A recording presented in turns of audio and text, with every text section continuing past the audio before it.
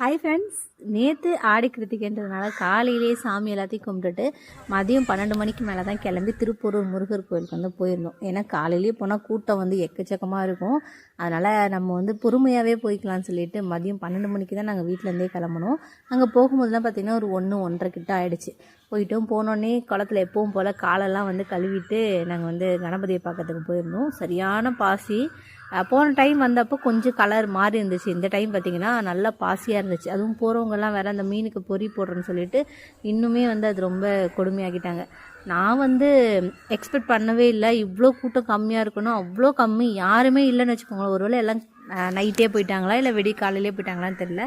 நாங்களும் வந்து தீபம் எல்லாத்தையும் வாங்கி ஏற்றிட்டு கொஞ்ச நேரம் சிதம்பர சுவாமிகள் கிட்ட வந்து கொஞ்ச நேரம் உட்காந்து தியானம்லாம் பண்ணிவிட்டு அப்புறம் போனோம். ஒரு சிலவங்க மட்டும்தான் இருந்தாங்க. க்யூ பார்த்திங்கனாலே காலியாக இருந்துச்சு. நாங்கள் தனக்கும் ஃப்ரீ தரிசனம் தான் போனோம். ஒரு 10 to 15 மினிட்ஸ்க்குள்ளேயே சாமியை பார்த்து முடிச்சாச்சு.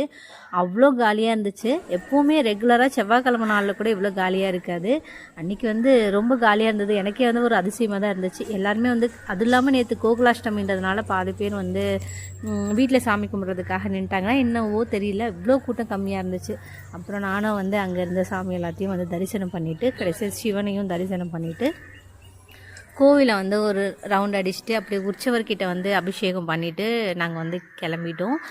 கோயில் ரொம்ப ஸ்பெஷல் பார்த்திங்கன்னா நம்ம கலசம் கோபுர கலசத்தை வந்து வழிபடுறது தான். அதையும் பண்ணியாச்சு. பார்த்துட்டு நாங்கள் வந்து வீட்டுக்கு கிளம்பியாச்சு. ரொம்ப நிம்மதியாக பொறுமையாக இவ்வளோ டைம் போனதுலேயே நேற்று போனது தான் ரொம்ப நேரம் கோவிலில் வந்து டைம் ஸ்பெண்ட் பண்ண மாதிரி இருந்துச்சு. அப்படியே அங்கே நிறைய குழந்தைங்களுக்கு வந்து ராதாகிருஷ்ண வேஷம்லாம் போட்டிருந்தாங்க. அவங்கெல்லாம் வந்து ஃபோட்டோஷூட்லாம் பண்ணியிருந்தாங்க. அது பார்க்கும்போது ரொம்ப அழகாக இருந்துச்சு.